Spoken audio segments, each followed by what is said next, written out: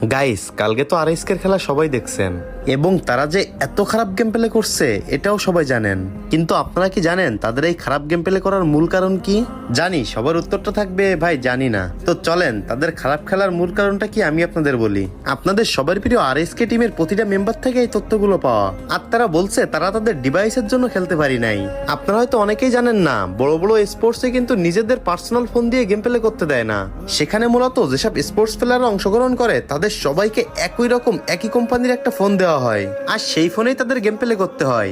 আর এই নতুন ফোনে গেম খেলার কোনো ধরনের এক্সপিরিয়েন্স কিন্তু আরএসকে টিমের ছিল না। তো এবার আপনাদের অনেকের প্রশ্ন হতে পারে, ভাই আরএসকে যদি এক্সপিরিয়েন্স না থাকে তাহলে অন্য কোনো টিমেরও তো এক্সপিরিয়েন্স থাকবে না। কিন্তু না গাইস, অন্য দেশের প্লেয়াররা তাদের দেশের বড় বড় কোম্পানি থেকে যে ফোনটা দিয়ে গেম প্লে করা হবে সেই ফোনের স্পন্সর অনেক আগে থেকেই পেয়ে যায় এবং মোটামুটি একটা ভালো সময় ধরে প্র্যাকটিস করে সেই ফোনের সেটিং এবং সেন্সিটিভিটি সম্পর্কে ভালো একটা জ্ঞান হয়ে যায়। কিন্তু আমাদের সবার প্রিয় আরএসকে টিম বাংলাদেশ থেকে কিন্তু এই ধরনের কোনো প্রকার সাপোর্ট পায় নাই। তারা এত বড় টুর্নামেন্টে গিয়ে এত ভালো ভালো প্লেয়ারের সামনে নতুন ফোন দিয়ে একদিন প্র্যাকটিসে কেমনে পারবে বলেন?